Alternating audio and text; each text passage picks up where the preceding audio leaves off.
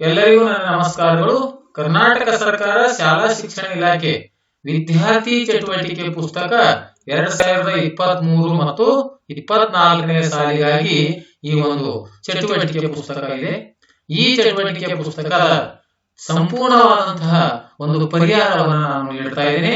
ಇಂದು 8ನೇ ತರಗತಿ ಗಣಿತ ವಿಷಯಕ್ಕೆ ಸಂಬಂಧಪಟ್ಟಿರುವಂತಹ ನಿರಂತರವಾಗಿ 8ನೇ ತರಗತಿಗೆ ಸಂಬಂಧಪಟ್ಟಿರುವಂತಹ ವಿಡಿಯೋಗಳನ್ನ ಬರ್ತಾ ಇವೆ ಅಂತಕ್ಕಂಥದ್ದನ್ನ ಹೇಳುತ್ತಾ ಮತ್ತು ಆ ಒಂದು ಪರಿಹಾರವನ್ನು ಈಗ ನೋಡ್ತಾ ಹೋಗೋಣ. ಅದಕ್ಕಿಂತ ಮುಂಚಿತವಾಗಿ ಇಲ್ಲಿ ಶೀರ್ಷಿಕೆಗಳು ಅಂತ ಕೊಟ್ಟಿದ್ದಾರೆ, ಪುಟ ಸಂಖ್ಯೆಗಳು. ಆ ಪುಸ್ತಕದ ಯಾವ್ಯಾವ ಶೀರ್ಷಿಕೆಗಳಲ್ಲಿ ಇವೆ ಅಂದ್ರೆ ಸಂಖ್ಯೆಗಳೊಂದಿಗೆ ಆಟ, ಭಾಗಲಬ್ಧ ಸಂಖ್ಯೆಗಳು, ಒಂದು ಚರಾಕ್ಷರವುಳ್ಳ ರೇಖಾತ್ಮಕ ಸಮೀಕರಣ, ಚತುರ್ಭುಜಗಳ ಪರಿಚಯ, ವರ್ಗ ಸಂಖ್ಯೆಗಳು ಮತ್ತು ವರ್ಗಮೂಲಗಳು, ಆಮೇಲೆ ಬೀಜೋಕ್ತಿಗಳು ಮತ್ತು ನಿತ್ಯ ಸಮೀಕರಣಗಳು, ಪ್ರಾಯೋಗಿಕ ರೇಖಾಗಣಿತ, ಘನಗಳು ಮತ್ತು ಘನಮೂಲಗಳು, ಘಾತಾಂಕಗಳು ಮತ್ತು ಘಾತ ಸೂಚಿಗಳು, ದತ್ತಾಂಶಗಳ ನಿರ್ವಹಣೆ, ನೇರ ಮತ್ತು ವಿಲೋಮ ಅನುಪಾತಗಳು, ಅಪವರ್ತಿಸುವಿಕೆ, ಘನಾಕೃತಿಗಳ ದೃಗ್ಗೋಚರಣ, ಪರಿಮಾಣಗಳ ಹೋಲಿಕೆ ಮತ್ತು ಕ್ಷೇತ್ರ ಗಣಿತ ಅನ್ನುವಂತಹ ಇಷ್ಟು ಶೀರ್ಷಿಕೆಗಳ ಅಡಿಯಲ್ಲಿ ಈ ಒಂದು ವಿದ್ಯಾರ್ಥಿ ಚಟುವಟಿಕೆ ಪುಸ್ತಕವನ್ನ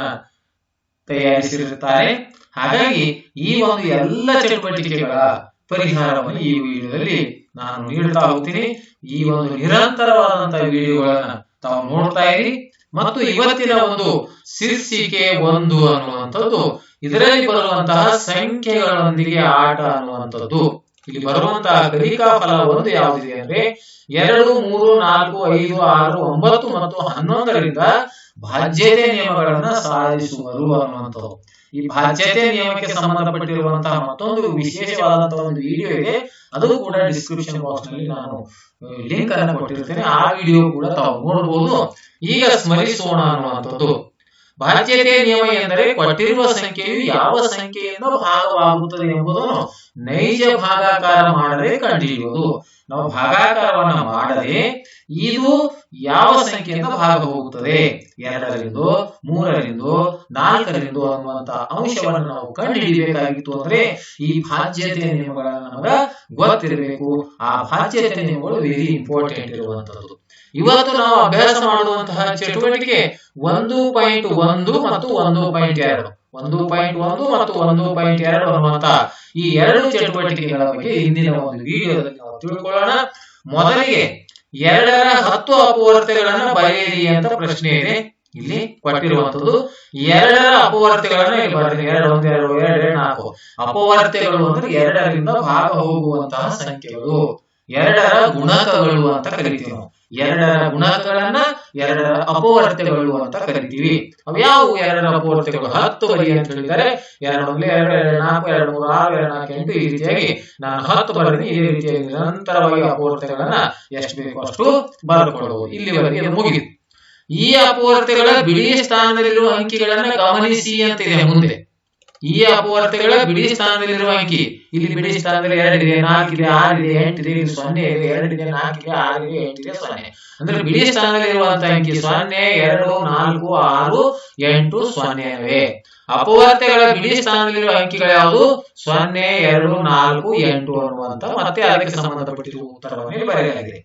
ಇದರಿಂದ 2ರ ಭಾಜ್ಯತೆ ನಿಯಮದ ಬಗ್ಗೆ ನೀವು ಯಾವ ತೀರ್ಮಾನವನ್ನ ಕೈಗೊಳ್ಳಬಹುದು ಅಂತ ಕೇಳಿದ್ದಾರೆ. ಬಿಡಿ ಸ್ಥಾನದಲ್ಲಿ 0, 2, 4, 6, 8 ಅಂಕೆಗಳಿದ್ದರೆ ಆ ಸಂಖ್ಯೆಯು 2ರಿಂದ ಭಾಗವಾಗುತ್ತದೆ ಎಂದು ನಾವು ತೀರ್ಮಾನಿಸಬಹುದು ಅನ್ನುವಂತಹ ಉತ್ತರ. ಯಾವ ತೀರ್ಮಾನವನ್ನು ಕೈಗೊಳ್ಳಬಹುದು ಅಂತ ಪ್ರಶ್ನೆ ಇತ್ತು.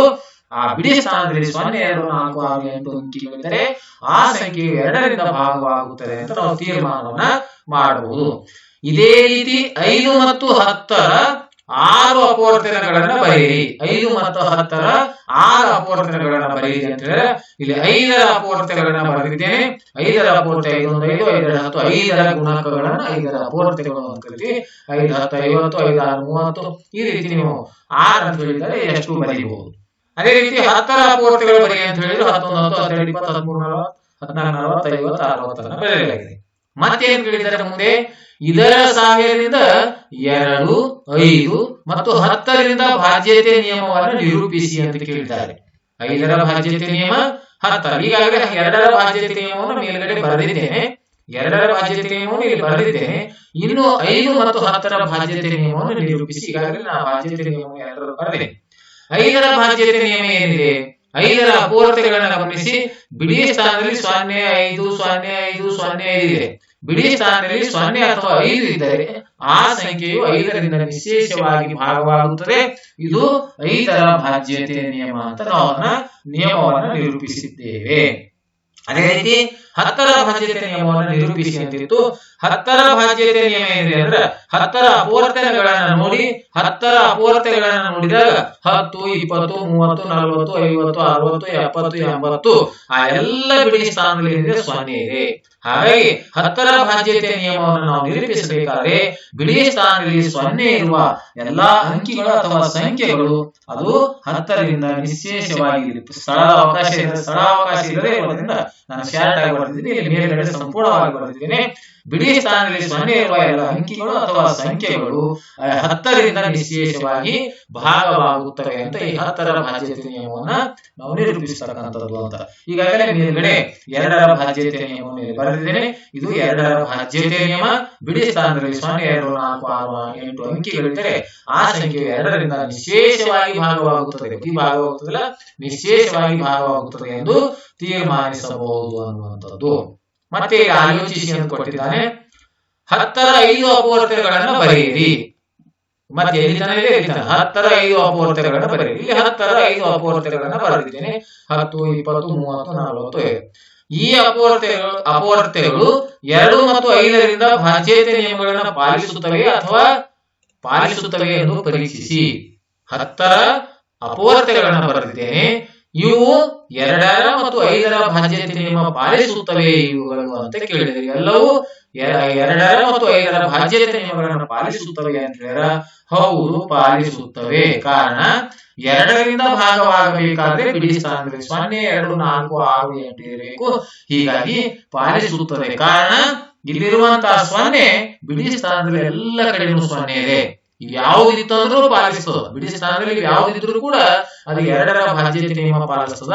ಆದರೆ ಬಿಡಿ ಸ್ಥಾನದಲ್ಲಿ ಎಲ್ಲ ಕಡೆ 0 ಇರೋದ್ರಿಂದ ಈ 10ರ ಅಪೂರ್ಣತೆಗಳೆಲ್ಲವೂ 2ರ ಭಾಜ್ಯತೆ ನಿಯಮವನ್ನ ಪಾಲಿಸುತ್ತವೆ. ಇನ್ನು ನೆಕ್ಸ್ಟ್ 5ರಿಂದ ಒಂದು ಕೇಳಿದರೆ 5ರಿಂದ ಭಾಗವಾಗಬೇಕಾದ್ರೆ ಬಿಡಿ ಸ್ಥಾನದಲ್ಲಿ 0 ಇದ್ರೆ ಅದು 5ರಿಂದ ನಿಶೇಷವಾಗಿ ಭಾಗವಾಗುತ್ತದೆ. ಹೀಗಾಗಿ ಇದು 5ರ ಭಾಜ್ಯತೆ ನಿಯಮ ಕೂಡ ಪಾಲಿಸುತ್ತದೆ ಅನ್ನುವಂತಹ ಉತ್ತರ. ಈಗ ಚಟುವಟಿಕೆ 1.1 ಅನ್ನ ಕಂಪ್ಲೀಟ್ ಆಯಿತು. ಈಗ ಚಟುವಟಿಕೆ 1.2ಕ್ಕೆ ಸಂಬಂಧಪಟ್ಟಿರುವಂತಹ ಮಾಹಿತಿ. ಈಗ ನಾವು 3ರಿಂದ ಮತ್ತು 9ರಿಂದ ಭಾಜ್ಯತೆ ನಿಯಮವನ್ನು ತಿಳಿಯೋಣ. ಇಲ್ಲಿವರೆಗೆ ನಾವು 2ರ, 5ರ ಮತ್ತು 10ರ ಭಾಜ್ಯತೆ ನಿಯಮಗಳನ್ನು ತಿಳಿದುಕೊಂಡಿದ್ದೇವೆ. ಮತ್ತೊಮ್ಮೆ ಪುನರಾವರ್ತನೆ. 2ರ ಭಾಜ್ಯತೆ ನಿಯಮ ಅಂದ್ರೆ ಬಿಡಿ ಸ್ಥಾನದಲ್ಲಿ 0, 2, 4, 6, 8 ಇದ್ದರೆ ಆ ಸಂಖ್ಯೆಯು 2ರಿಂದ ವಿಶೇಷವಾಗಿ ಭಾಗವಾಗುತ್ತದೆ ಎನ್ನುವಂಥದ್ದು. 5ರ ಭಾಜ್ಯತೆ ನಿಯಮ ಬಿಡಿ ಸ್ಥಾನದಲ್ಲಿ 0, 5, 0, 5, 0, 5 ಇದ್ದರೆ ಆ ಸಂಖ್ಯೆಯು 5ರಿಂದ ನಿಶೇಷವಾಗಿ ಭಾಗವಾಗುತ್ತದೆ. 10ರ ಭಾಜ್ಯತೆ ನಿಯಮ ಬಿಡಿ ಸ್ಥಾನದಲ್ಲಿ 0 ಇದ್ದರೆ ಆ ಸಂಖ್ಯೆಯು 10ರಿಂದ ನಿಶೇಷವಾಗಿ ಭಾಗವಾಗುತ್ತದೆ. ನಾವು 2, 5, 10ರ ಭಾಜ್ಯತೆ ನಿಯಮವನ್ನು ಕಲಿತಿದ್ದೇವೆ. ಈಗ ನಾವು 3 ಮತ್ತು 9ರಿಂದ ಭಾಜ್ಯತೆ ನಿಯಮವನ್ನು ತಿಳಿಯೋಣ. ಕೆಳಗಿನ ಕೋಷ್ಟಕವನ್ನು ಭರ್ತಿ ಮಾಡಿ ಗುಣಾಕಾರವು ಭಾಗಾಕಾರದ ಲೋಮವಾಗಿರುತ್ತದೆ ಅಂತ ಹೇಳಿದರೆ ಗುಣ್ಯ ಇಂಟು ಗುಣಕ ಗುಣಲಬ್ಧ. ಕೊಟ್ಟಿರುವ ಸಂಖ್ಯೆ ಅಪೂರ್ಣತೆಗಳನ್ನು ಬರೆದು ವಿನ್ಯಾಸವನ್ನು ಗಮನಿಸುತ್ತಾ ಭಾಜ್ಯತೆ ನಿಯಮವನ್ನು ಸಾಧಿಸೋಣ ಅಂತ. ಇಲ್ಲಿ 3ರ ಮತ್ತು 9ರ ಅಪೂರ್ಣತೆಗಳನ್ನು ಬರೆಯಿರಿ. 3 ಕೊಟ್ಟಲ್ಲಿ 3ರ ಅಪೂರ್ಣತೆಗಳು, 9 ಕೊಟ್ಟಲ್ಲಿ 9ರ ಅಪೂರ್ಣತೆಗಳು. ಆ ಅಂಕಿಗಳ ಮೊತ್ತ ಬಂದಿರುವಂತಹ ಉತ್ತರದ ಮೊತ್ತ ಇಲ್ಲಿ 3 × 328 ಬರೋದಾರೆ. ಅದರ ಗುಣಲಬ್ಧ ಇರುತ್ತದೆ 1312. ಈ 1 + 3 + 1 + 12 ಕೂಡಿಸಿದಾಗ 2 1 3 3 3 6 6 1 7 ಆಗಬೇಕಾಗಿತ್ತು.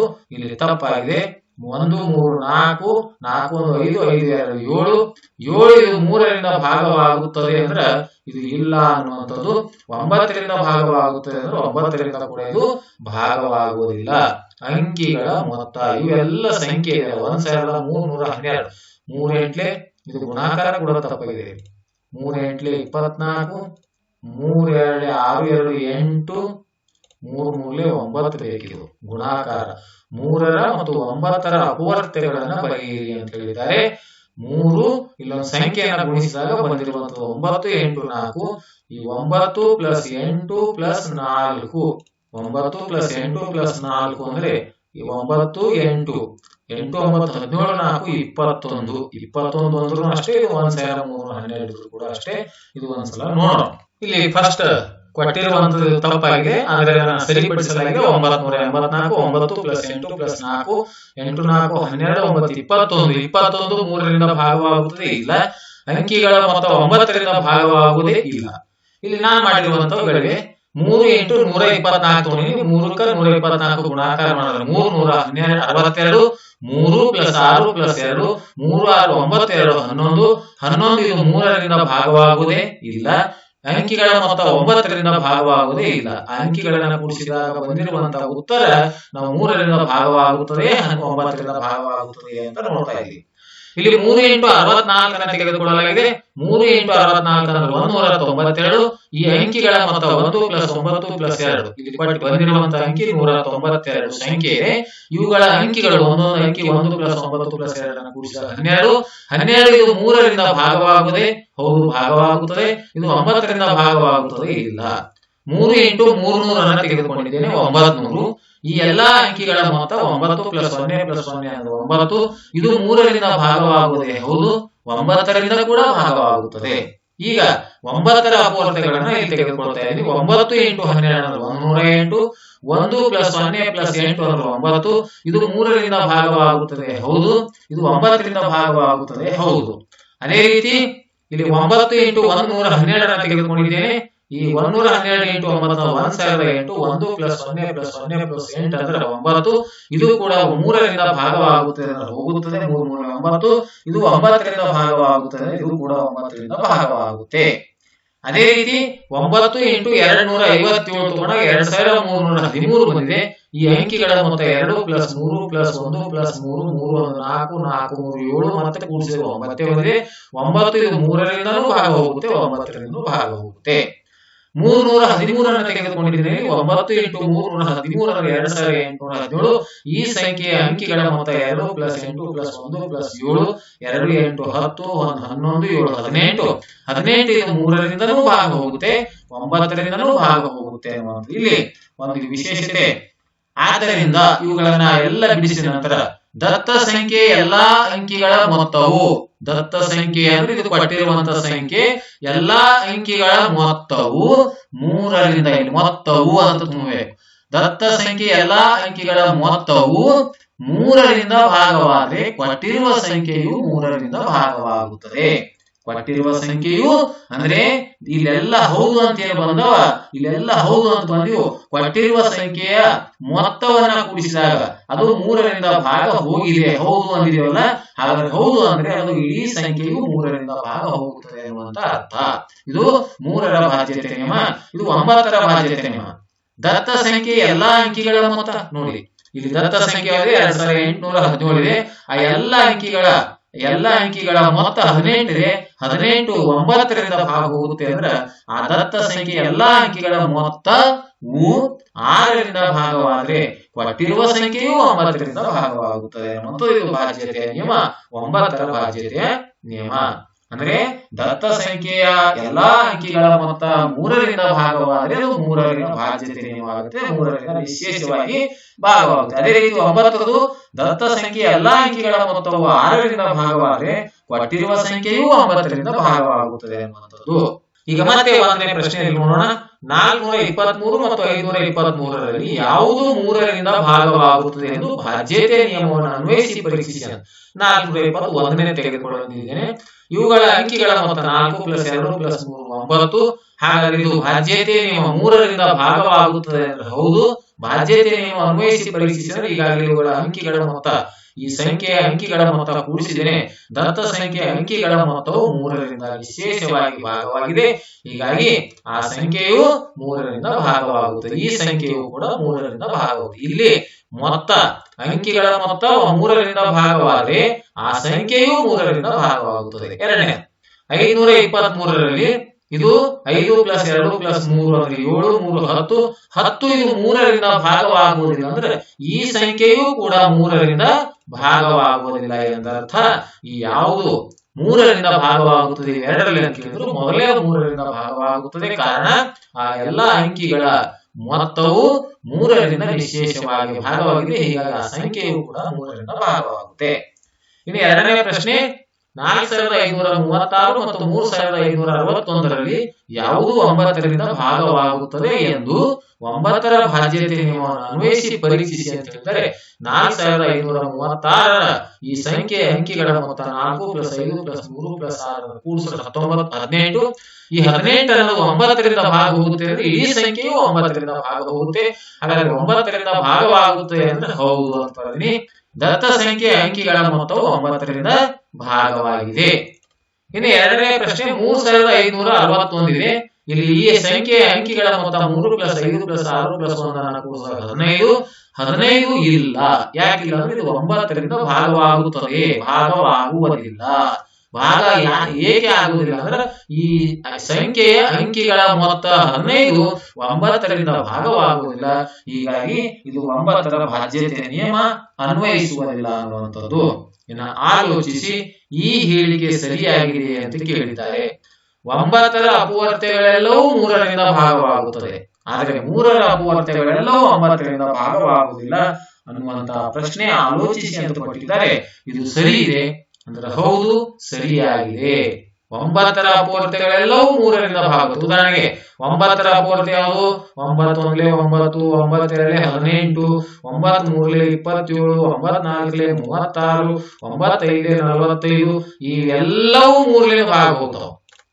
9ರ ಅಪವರ್ತ್ಯಗಳೆಲ್ಲವೂ 3ರಿಂದ ಭಾಗವಾಗುತ್ತವೆ. ಇವುಗಳನ್ನು ಭಾಗಾಕಾರ ಮಾಡಿಕೊಳ್ಳಿ. ಆದರೆ 3ರ ಅಪವರ್ತ್ಯಗಳೆಲ್ಲವೂ 9ರಿಂದ ಭಾಗವಾಗುವುದಿಲ್ಲ. ಕಾರಣ 3 1 3 3 2 6 3 3 9 3 4 12. ನೋಡಿ, 9ರಿಂದ 3 ಹೋಗಲ್ಲ, 6 ಹೋಗಲ್ಲ, 9 ಒಂದೇ ಹೋಗ್ತದೆ, ಇವೆಲ್ಲ ಹೋಗಲ್ಲ. ಹಾಗಾಗಿ 9ರ ಅಪವರ್ತ್ಯಗಳೆಲ್ಲವೂ 3ರಿಂದ ಭಾಗವಾಗುತ್ತದೆ, ಆದರೆ 3ರ ಅಪವರ್ತ್ಯಗಳೆಲ್ಲವೂ 9ರಿಂದ ಭಾಗವಾಗುವುದಿಲ್ಲ. ಈ ಹೇಳಿಕೆ ಸರಿಯಾಗಿದೆ, ಹೌದು ಸರಿಯಾಗಿದೆ ಅನ್ನುವಂಥದ್ದು. ಆದ್ಮೇಲೆ ಈ ರೀತಿಯಾಗಿ ನಿರಂತರವಾಗಿ 8ನೇ ತರಗತಿಯ ವಿದ್ಯಾರ್ಥಿ ಚಟುವಟಿಕೆ ಪುಸ್ತಕ 2023-24ನೇ ಸಾಲಿಗಾಗಿ 8ನೇ ತರಗತಿ ಗಣಿತ ವಿಷಯದ ಎಲ್ಲ ಚಟುವಟಿಕೆಗಳ ಪರಿಹಾರವನ್ನ, ಎಲ್ಲ ಶೀರ್ಷಿಕೆಗಳ ಪರಿಹಾರವನ್ನ ನಾನು ನೀಡ್ತಾ ಇದ್ದೀನಿ. ಈ ವಿಡಿಯೋ ಇಷ್ಟವಾದರೆ ದಯವಿಟ್ಟು ಲೈಕ್ ಮಾಡಿ, ಶೇರ್ ಮಾಡಿ ಮತ್ತು ಸಬ್ಸ್ಕ್ರೈಬ್ ಮಾಡೋದನ್ನ ಮರೆಯಬೇಡಿ ಅಂತ ಹೇಳುತ್ತಾ ಮತ್ತೊಮ್ಮೆ ತಮ್ಮೆಲ್ಲರಿಗೂ ನನ್ನ ಅಭಿನಂದನೆಗಳು.